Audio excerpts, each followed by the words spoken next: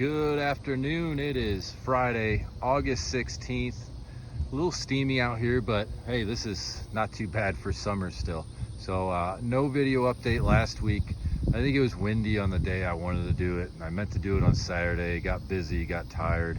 I don't know, excuses, right? So not a lot to report on last week anyways. We were just kind of keeping up with the weekly routine and keeping things mowed and what have you. Had some really nice weather, some cool weather that briefly appeared to kind of stunt the zoysia growth a little bit. So it's a cumulative effect just because today's hot and tomorrow turns cold.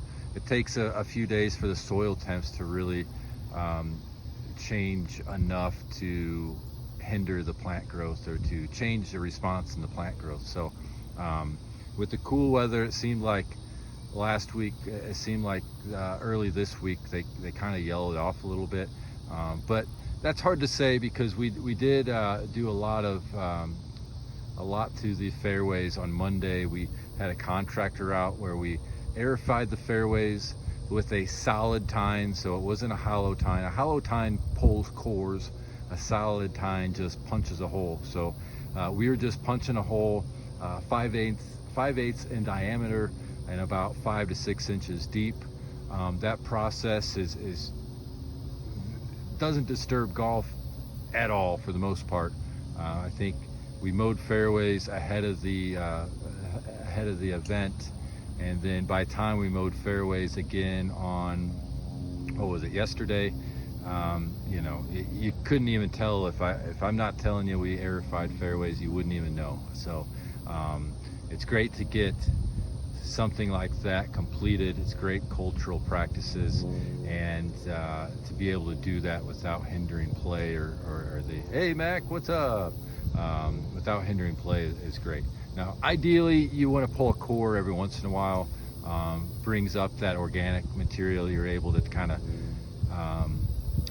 top dress that into the material, and it reduces the thatch of the zoysia fairways, but that's for another day, another year. So all zoysia surfaces, tees, fairways, collars, approaches have all got fertilized. That will be their last fertilizer application of the season.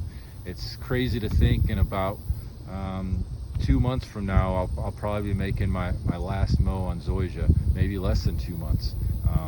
That's how close we are to kind of winding down the season as far as summer goes. Obviously, as far as staffing goes, had been a little thin for a while, but the rest of my summer seasonals have gone off to school and getting ready for school, including my kids. Everyone with kids, congratulations. We made it through another summer and kicked them off to school. Get a little peace and quiet here and there. So anyway, that's off subject, but this, like I said, all the zoysia has been fertilized. We've dodged large rain events. There was a possibility of some severe storms last night. We dodged that. We picked up a 1/4 inch of rain, which was perfect for us. Really good rain that didn't, if you didn't know it rained, you wouldn't have known it rained, but it was good, well received. So today had to apply some fungicides, some plant protectants, that is, and some nutrients, and a heavy dose of growth regulator to these greens.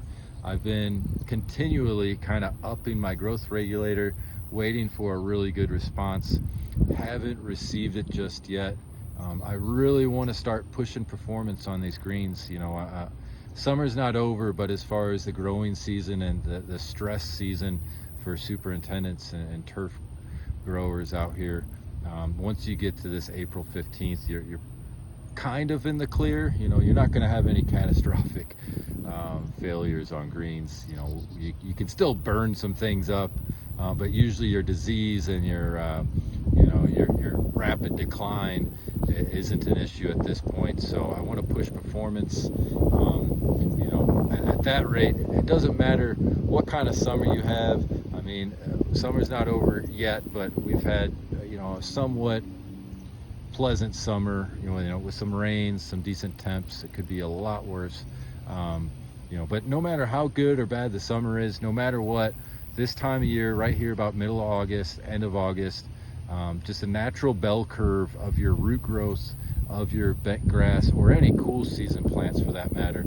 We're at our bare minimum roots, where they've declined as far as they're going to decline, but we've got the least amount of roots that we'll have all season right now. We're still healthy and good, but we had 6-8 inch roots. Now we've got 2 to 4 inch roots. That's just the natural bell curve of your root growth and plant health. Obviously it's called cool season turf because it likes the cool. It doesn't like the 90 degrees in the summer grind we have here in St. Louis or anywhere else for that matter. So very lengthy video, maybe deserved, I guess, since I had a week off last week, but place is great. We're in tournament conditions at this moment. Greens could still pick up a half to a foot a pace, but it won't take much. All it takes is a mow and a roll, and we're right back in it. We top dress greens Monday as well, so we're going to keep on the top dressing. We're going to keep on the growth regulators. We dropped the mowing height of hair today. We're going to start producing performance and start getting towards that best part of the golf season, as far as I'm concerned, is the fall.